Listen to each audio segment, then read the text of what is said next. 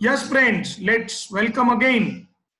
So we have discussed the exceptions where the payment is made to bank or agricultural credit society or LIC, where the payment is made to government under the rules framed by it. હવે ત્રીજું, where the payment is made through banking system.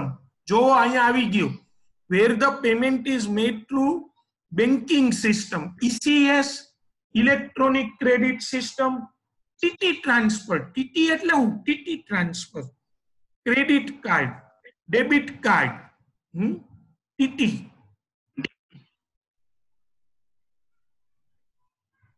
timetable आज मैं लिखू तो ने TTT, today is TTM. કોઈ કહેશે TT transfer એટલે શું? આમાં લખ્યું છે.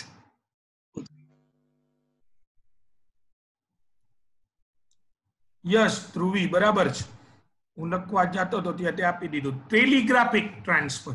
મિત્રો પહેલા જ્યારે હજી આ નેટ ફેસિલિટીની નહોતી ત્યારે ઇમિડિયેટ કન્વર્ઝન માટે ટેલિગ્રાફ સર્વિસ હતી. ટેલિગ્રામ નહીં, ટેલિગ્રાફ, ટેલિગ્રાફ સર્વિસ, બરાબર છે. ઈ સર્વિસ હવે એટલે તાર સેવા. તમે અહીંયા આપણે જુબેલી ચોક, જુબેલી ગાર્ડન છે ને એની સામે એની ઓફિસે હતી, તાર ઓફિસ. તાર કરતા તમે જૂના કદાચ મૂવીમાં અથવા સ્ટોરીમાં એ વાંચ્યું હોય, બરાબર છે. તાર આવતો, આપણે એક વાર્તા આવતી એમાં તો ઈ તાર નહોતો પણ ટપાલની બાજ હતા. કોણ હતું ઈ? કઈ હતી વાર્તા?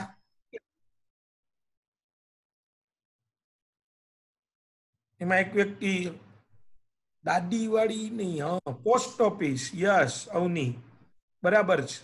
Post office. કોણ કોની રાહ જોતું હતું? યાદ છે? કોણ કોના લેટરની રાહ જોતું હતું? મરિયમ, કોચમેન અલી ડોસા અને મરિયમ, બરાબર છે.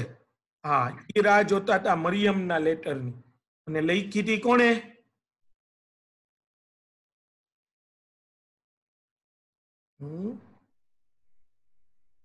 ધૂમકેતુ. Very good. ધૂમકેતુ એ લખી હતી. Post office, one of the best. ના, ચુનીલાલ મળ્યા નહીં સુમિત. ધૂમકેતુ. ચુનીલાલ મળ્યા એવી જ લખી. ઈ કઈ? જેમ ધૂમકેતુમાં અલી ડોસો મરિયમની રાહ જોવે છે, બાપ દીકરીની વાત, એવી જ ચુનીલાલ મળિયાએ કઈ લખી હતી?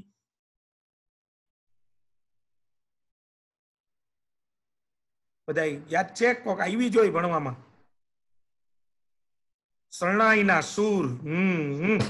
શરણાઈના સૂર, વેરી ગુડ. રમઝુ મીર અને સકીના. એ હતી રમઝુ મીર અને સકીનાની, બરાબર છે. એ જે હતી પોસ્ટ ઓફિસ, એવી જ એક તાર ઓફિસ. પેલા તાર આવત, ઓકે. ઈ તાર જે હોય,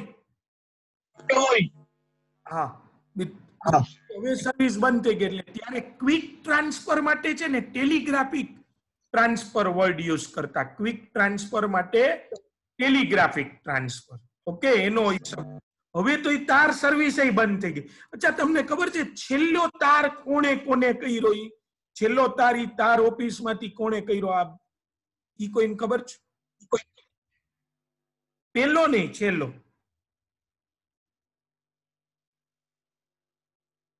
છેલ્લે ઈ તાર જ્યારે બંધ થઈ ને સેવા, ઇટ વોઝ એ હિસ્ટોરી, એટલે ઈ બહુ રિવોલ્યુશનરી સર્વિસ હતી મિત્રો. એને સંદેશા વ્યવહારની આખી નવી ડેફિનેશન આવી. છેલ્લે આપણે ભારતમાં ઈ ડિસકન્ટિન્યુ કરી, કારણ કે હવે એનું કોઈ ઔચિત્ય નથી. હવે મોબાઈલ ફોન આવી ગયા, ફૂલ કનેક્ટિવિટી છે, એમાં તાર સર્વિસનું કાંઈ ઓલું રહ્યું જ નહીં.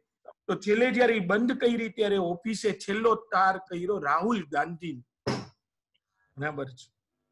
તમે કહો છેલ્લો તાર રાહુલ ગાંધીને કર્યો ને એટલે સર્વિસ બંધ થઈ ગઈ, એમ નથી. ના, એમ નથી. ના, રાહુલ ગાંધી છે 2013 જ, આઈ થિંક 12 યા 13 માં બંધ થઈ છે. તમને નેટ ઉપર મળી જશે, બરાબર છે. એટલે બંધ નહોતું થયું, બંધ થવાની છેલ્લો એને કર્યો. નિકંજ, હા, એ તાર સર્વિસ ટેલિગ્રાફિક ટ્રાન્સફર. હવે નેક્સ્ટ લઈએ, where the payment is made by way of a book adjustment. Book adjustment. મિત્રો બુક એડજસ્ટમેન્ટ થી એન્ટ્રી કરો ને, બુક એડજસ્ટમેન્ટ થી એન્ટ્રી કરો ને તો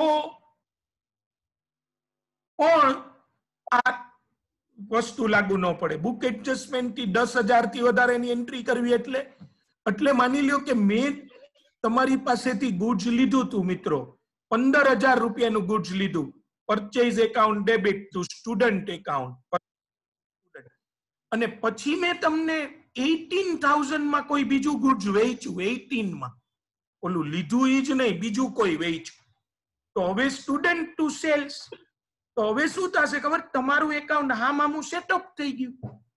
મારે હવે તમે દેવાના નહીં થાય, ઉલટા 3,000 રૂપીસ લેવાના થશે. તો મેં આવી એન્ટ્રી આપી ને તમે મને 3,000 આપ્યા, હિસાબ પૂરો થઈ ગયો ને, ત્યાં તમારી બાજુમાં એક બીજા ભાઈ બેઠા હતા, એ આવીને કહી ગયા કે એની payment made otherwise then account cross check, the whole of such payment shall be disallowed. Book entry થી થયું છે, બરાબર છે, આમાં નથી થયું. તમે બેંક થી કરો, તમે ગવર્મેન્ટ ને ચૂકવો, તમે LIC ને ચૂકવો, કે બુક એન્ટ્રી થી કરો, લેટર ઓફ ક્રેડિટ અરેન્જમેન્ટ થી કરો તો ચાલશે, બરાબર છે. પછી મિત્રો એક બીજી વાત તમને કરું, સાંભળજો જરા, કે હમણાં અમારે એકવાર હમણાં કેવું થયું ઓલું આપણી અંકુર ઓઇલ ઇન્ડસ્ટ્રી. હા બોલો આકાશ, બોલો શું પ્રશ્ન છે, બોલો.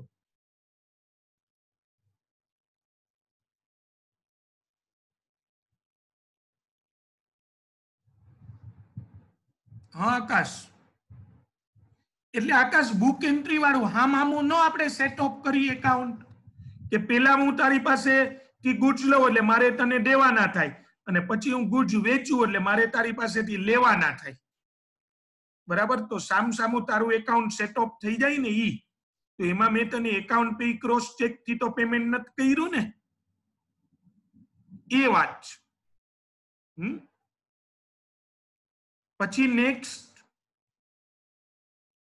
હમણાં કેવું થયું, અંકુર ઓઇલ ઇન્ડસ્ટ્રી આપણી જે છે, અંકુર ઓઇલ ઇન્ડસ્ટ્રી, રાજા સિંગતેલ, બરાબર છે. તો એ રાજા સિંગતેલ માટે મારે મગફળી લેવા જવાનું હતું, ક્યાંય ઓલામાં હોય તમારી પાસે મગફળીનું ચિત્ર તો મૂકજો, બરાબર છે, ગ્રાઉન્ડનટ. તો ગ્રાઉન્ડનટ લેવા જવાનું થયું.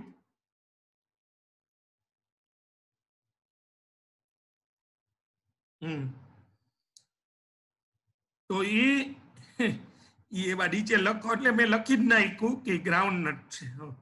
તો મગફળી લેવા હું ગયો, તો મિત્રો અહીંયા ગોંડલ બાજુથી પછી આમ આગળ આમ ડેરડી કુંભાજી બાજુ વયો ગયો, આપણા અંકિતના ગામ બાજુ, પછી ત્યાંથી આમ આગળ વયો ગયો, બરાબર છે. ઈ રોડ ઉપર, બે મેઇન રોડ ઉપર જાતો તો, હા ના કેશોદ બાજુ નતો જાતો ના, બરાબર છે. ડેરડી કુંભાજી થી થોડેક આગળ ગયો ને, ત્યાં એક બહુ મોટું ખેતર હતું અને મગફળી ઉતારી હોય એવું જ લાગ્યું.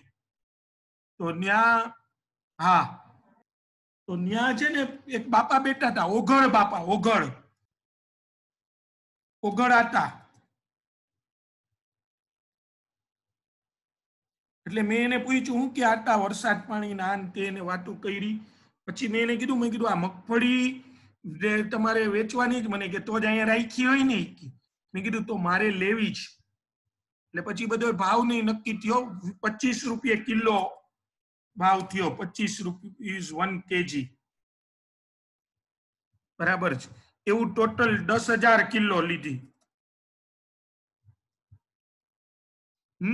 તો એટલે મને કે પણ તમારી કે આટલું બધું શું કરવું છે? મેં કીધું ભાઈ મારી ઇન્ડસ્ટ્રી છે અને મારે, મેં કીધું આમાંથી ગ્રાઉન્ડનટ ઓઇલ બનાવવું છે, સિંગતેલ બનાવીને વેચવાનું. મને કે ઠીક કે આ બહુ સારી કે આખી મગફળી છે કે લઈ જ જાવી, કે બધામાંથી ગેરેન્ટેડ 5 દાણા નીકળે એવી છે. એટલે સોદો થઈ ગયો. પછી બધી વાતચીત થઈ ને, તો મેં એને કીધું કે દાદા આ હું 10,000 કિલો લઉં, 10,000 કિલો એટલે મારે તમને 2.5 લાખ રૂપિયા દેવાના થાય. હા 5 દાણા, હા 2.5 લાખ રૂપિયા દેવાના થાય, તો હું એકાઉન્ટ પે ક્રોસ ચેક થી જ આપીશ. સાંભળો હજી. એટલે મેં ઓગળ આતાને કીધું, મેં કીધું ભાઈ જાઉં 10,000 કિલો અને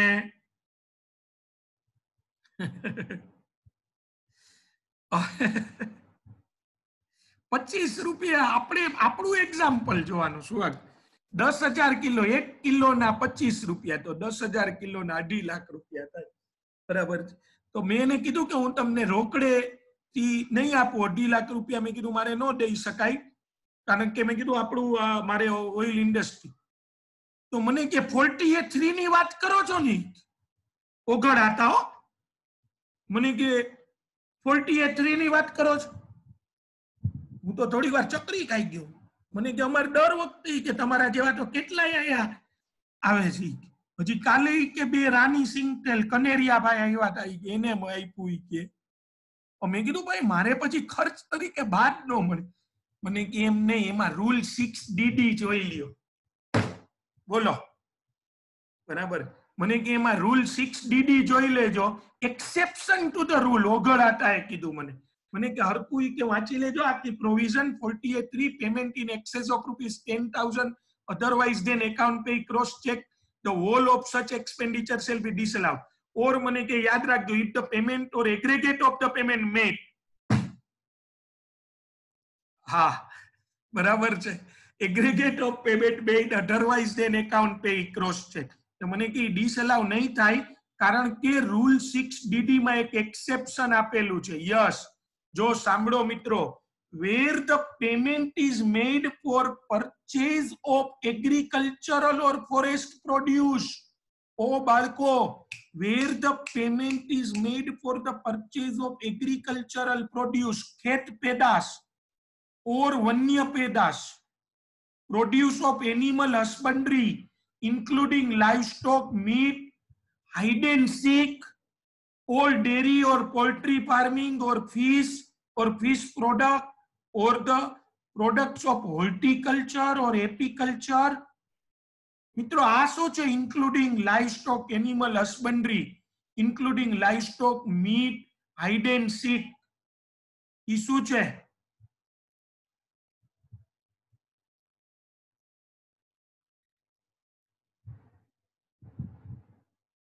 એના માટે જો પેમેન્ટ કરો ને આટલી વસ્તુ, produce of animal husbandry, agricultural ખેત પેદાશ, વન્ય પેદાશ, બરાબર છે. હા, પશુપાલન, યા સાચી વસ્તુ છે ભાઈ છે. પશુપાલન અને મીટ, અને તમે હાઇડ એન્ડ સીક તમને યાદ આવે છે. હાઇડ એન્ડ સીક નથી, આ બિસ્કિટ ની વાત નથી. આ હાઇડ એન્ડ સ્કિન છે, બરાબર છે. એની પશુની ચામડી, બરાબર છે, એની ચામડી અને એનો વેપાર જે કરતા હોય, કસાઈ છે, બરાબર છે, એ લોકોની પાસેથી. ઓર ડેરી એટલે કે પશુપાલન રિલેટેડ. પછી પોલ્ટ્રી ફાર્મિંગ, પોલ્ટ્રી એટલે પોલ્ટ્રી ફાર્મિંગ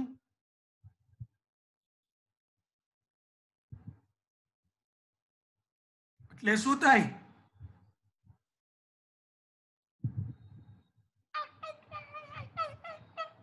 મરઘા ઉછેર. મરઘા ઉછેર કેન્દ્ર. હા, બરાબર છે. યસ નિખંડ, બરાબર. ઈ બતાવ્યું ચિત્ર, ઈ હરખું આવ્યું, બરાબર. તો પોલ્ટ્રી ફાર્મિંગ ઓર ફિશ, વેરાવળમાં fish, fishing activity or fish products, the products of horticulture or apiculture એટલે horticulture or એપીકલ્ચર.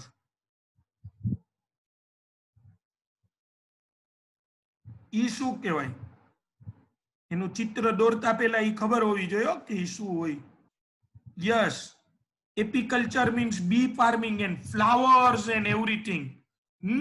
Horticulture, flowers, seeds હોય, ઈ બધાની જે પ્રવૃત્તિ કરે ને આપણે જેને બોટની પેલું છે, વનસ્પતિ શાસ્ત્ર, એને રિલેટેડ જે કરવામાં આવે. Horticulture, apiculture to the grower or producer of such articles, produce or products. જો કોને પેમેન્ટ કર્યું છે? To the cultivator. કલ્ટિવેટર એટલે ખેડૂત, ગ્રોવર એટલે વસ્તુ ઉગાડનાર, producer or of such article, produce or products. Yes.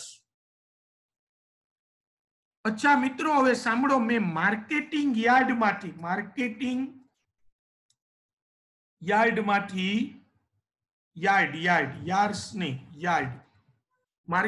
યાર્ડમાંથી મેં મેસર્સ અમૃતલાલ એન્ડ સન્સ, પાસેથી મગફળી લીધી 2.5 લાખ રૂપિયાની, અમૃતલાલ એન્ડ સન્સ પાસેથી 2.5 લાખ રૂપિયાની મગફળી લીધી અને એને કેશ થી ચૂકવા ચાલશે? મને ખર્ચ તરીકે બાદ મળશે? પ્લીઝ. કેમ નહીં મળે? અરે હજી વાંચ્યું આ એગ્રીકલ્ચરલ પ્રોડ્યુસ, મગફળી જ લીધી છે, agricultural produce. Yes, very good Vatsal. because Amrutlal and Sons is not the producer. E producer નથી, બરાબર છે.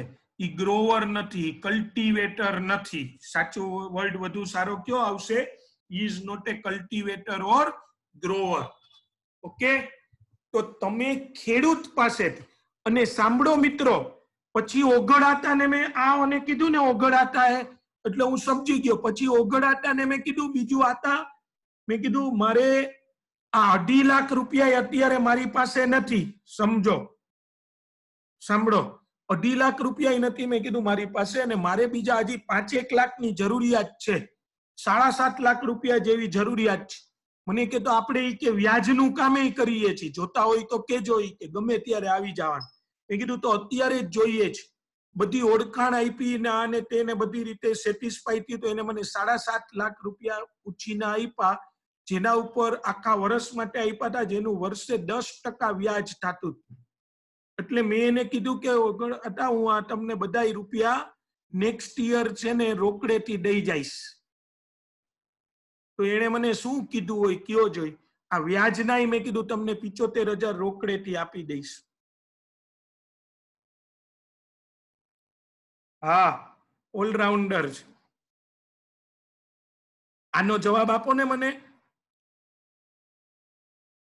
ઈ બાદ મળી જશે, ઈ લેશે કે ના પાડશે? યસ, મયુર કહે છે એ વાત સાચી. આતા એ તરત જ મને પાછું એક્સેપ્શન યાદ દેવડાયું કે where the payment is made for the purchase of agricultural produce to the cultivator. મિત્રો, agricultural produce to the cultivator. આતા કલ્ટિવેટર છે, પણ હું એને જે પેમેન્ટ કરું છું ને એગ્રીકલ્ચરલ પ્રોડ્યુસ નું પેમેન્ટ નથી કરતો. હું એને જે પેમેન્ટ કરું છું ને એ ફાઇનાન્સ ચાર્જીસ છે, ઈ મને ખર્ચ તરીકે બાદ ન મળે. જો અમૃતલાલ એન્ડ સન્સ ને જે પેમેન્ટ કરું છું ને એગ્રીકલ્ચરલ પ્રોડ્યુસ નું કરું છું, અમૃતલાલ એન્ડ સન્સ, પણ એ કલ્ટિવેટર નથી. અને આતા કલ્ટિવેટર છે, પણ એને જે પેમેન્ટ કરું છું એ એગ્રીકલ્ચરલ પ્રોડ્યુસ નથી. બરાબર છે? હા અંકિત, મેં એ જ કીધું કે પછી બિલ જ વધુ કરી નાખો. મેં કીધું તમે કરી નાખો. મને આતા કીધું નહીં, મને કે અહીંયા કે અમે ખેડૂત છે તો કે અમે નિયમોનું પાલન કરીશું, કે કોઈ પ્રકારની કે એવી તો વાત જ નહીં કરતા કાંઈ. બરાબર છે? સરકાર શ્રીના કાયદા પ્રમાણે જ કે બધું વિકાસ, અને એવું આડાઅવડી વાત મારી આગળ કે કરવાની નહીં. મેં એને એ જ કીધું, મેં કીધું તમે આ મગફળી 35 રૂપિયા કિલો લખી દેજો, તો એ ના પાડી એને. ઓકે, તો હવે તમે સમજાય છે તમને આ વસ્તુ મિત્રો? તો જરાક આપણે મજાક કરતા કરતા એ વસ્તુ કરી, પણ now I think you are clear. હજી આવા અમુક એક્સેપ્શન છે, બરાબર છે? where the payment is made for purchase of the products manufactured or processed without the aid of power in a cottage industry to the producer of such product. મિત્રો, હું કોઈ એવી વસ્તુ લઈ આવ્યો જે કોટેજ ઇન્ડસ્ટ્રી, કોટેજ ઇન્ડસ્ટ્રી નું ગુજરાતી અથવા એને શું કહેવાય? કોટેજ ઇન્ડસ્ટ્રી કયો તો? Cottage industry.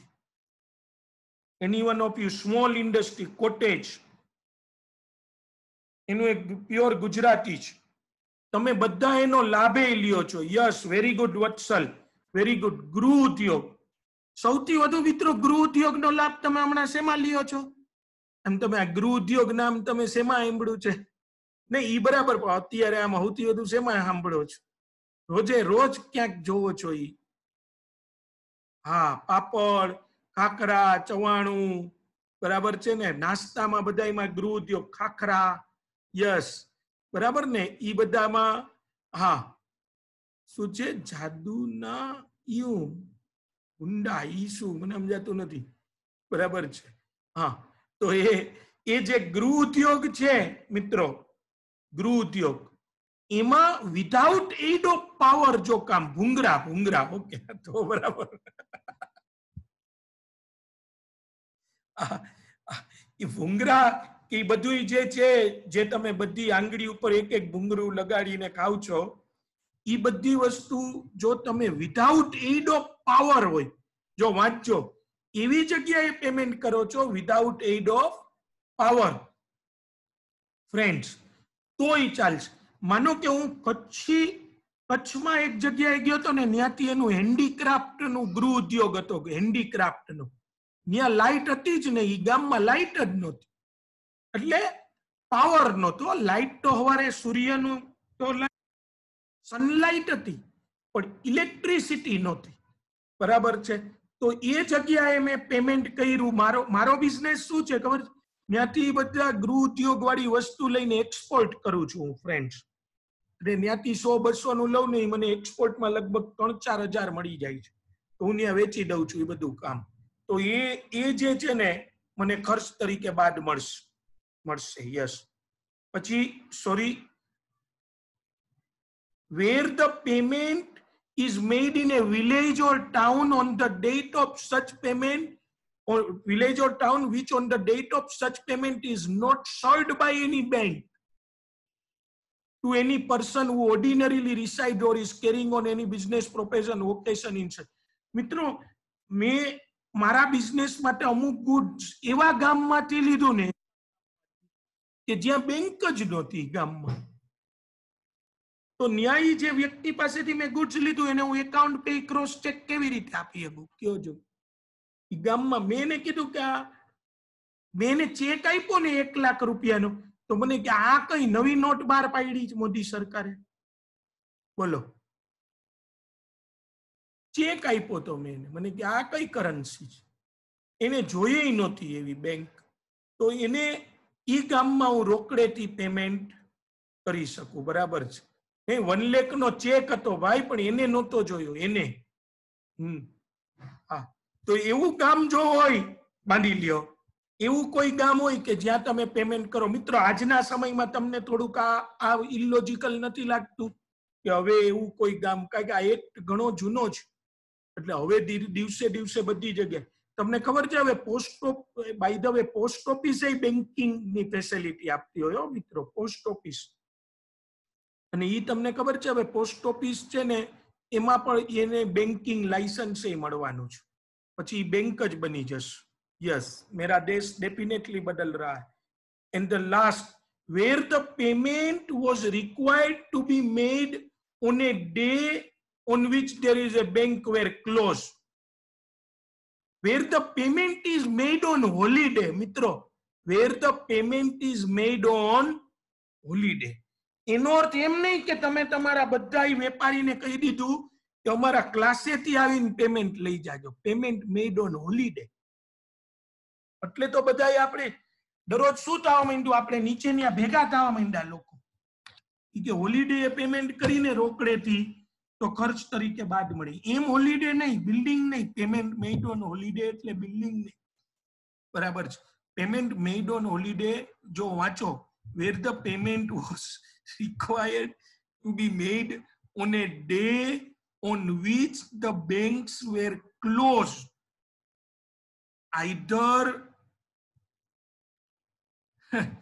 either on account of holiday or strike મિત્રો ક્યારેક એવી પરિસ્થિતિ બને કે આપણે પેમેન્ટ કરવું જ પડે મારે હમણાં કેવું થયું આપણું જે અંકુર ઇલેક્ટ્રોનિક સ્ટોર નો જે બિઝનેસ છે મારો અંકુર ઇલેક્ટ્રિક ના હું કૃતિક સમજાવું એટલે જ હું સમજાવું જો અંકુર ઇલેક્ટ્રોનિક સ્ટોર છે ને એના માટે હું દિલ્હી ખરીદી કરવા ગયો દિલ્હી બરાબર છે ત્યાંથી જ આપણે બધી ચાંદની ચોક માંથી જ આપણી બધી ખરીદી છે બરાબર છે તો હું ત્યાં ગયો પછી ત્યાંથી મેં બજારમાંથી બધી વસ્તુઓ લઈ લીધી વેપારી આપણે રેગ્યુલર જે વેપારી પાસેથી લઈ છીએ એની પાસેથી લીધી વસ્તુ અને લગભગ ઈ વેપારીનું બિલ મારે થયું 55,000 બરાબર છે હવે તે દિવસે શુક્રવાર હતો અને સાંજના 6:30 થઈ ગયા હવે શનિવાર અને રવિવાર 2 દિવસ બેંકમાં રજા હતી બંધ હતી, બરાબર છે. અને મારી રવિવારે સવારની ફ્લાઇટ હતી નેચરલી, બરાબર છે. એટલે હું ફ્લાઇટમાં રાજકોટ આવી જવાનો હતો, બરાબર છે. અમદાવાદ પેલા ત્યાંથી મુંબઈ ને મુંબઈથી રાજકોટ એવી રીતે હતું. તો 50,000 55,000 નું ગુડ્સ લીધું. હવે જો હું ગુડ્સ એને ન આપું, એકચ્યુઅલી શનિવારે રજા નહોતી પણ ત્યાં સ્ટ્રાઇક હતી એટલે એવું થયું. તો મારે એ ગુડ્સ લેવું હોય, બાકી પછી કઈ દેવા તૈયાર. મેં એને કીધું કે હું રાજકોટથી પૈસા મોકલું તો એ કે નો હાલે. મને કે પૈસા મોકલો પછી ગુડ્સ મોકલું તો એ મને બહુ મંજૂર નહોતું, કારણ કે ત્યાં દિલ્હી કા ઠગ હોય બધા, બરાબર છે. દિલ્હી વાળા ઉપર બહુ વિશ્વાસ ન મુકાય. મેં કીધું ભાઈ ગુડ્સ આપ તો પૈસા, એ એમ જ કહેતો હતો મને કે પૈસા આપ તો ગુડ્સ. અને હવે ચેક થી તો હાલે નહીં, ચેક તો તે સોમવારે એકાઉન્ટ પે ક્રોસ ચેક તો સોમવારે જમા. તો આવું મિત્રો મારે કમ્પલસરી, આ મારી જેને કહેવાય મજબૂરી હતી કે મારે દેવું જ પડ્યું, રિક્વાયર્ડ ટુ મેક પેમેન્ટ. તો આવી પરિસ્થિતિ હોય તો હું પેમેન્ટ કરું, એ મને ખર્ચ તરીકે બહાર મળે. તો મિત્રો મજબૂરી પછી દર વખતે નો હોય, દર વખતે નો હોય. So it is to be proved. તો આ એક એક્સેપ્શનલ સિચ્યુએશન તમને આપેલી છે. Any question? હા, પેમેન્ટ પર દર વખતે એવું કરે. દર વખતે મિતેશ એવું કહે છે કે પેમેન્ટ કરવા સેટરડે સન્ડે જ રાખી, પણ મિતેશ પછી દર વખતે નો થાય ને. Exception should not be the rule. Okay, એ તમે પછી એમ સર મેં એવું કીધું કે જેની તબિયત ખરાબ હોય ને વર્ક નહીં કરે તો ચાલશે. તો તમે તો ભાઈ એવું કીધું સર આપણે હાવ બગડી જ ગઈ તબિયત, બરાબર છે. તો એમ નો હાલે ને એમ, એટલા માટે. ઓકેશનલી ડેફિનેટલી ઓકેશનલી ચાલે ને you have to prove that. પછી તમે બહુ એવું કરશો તો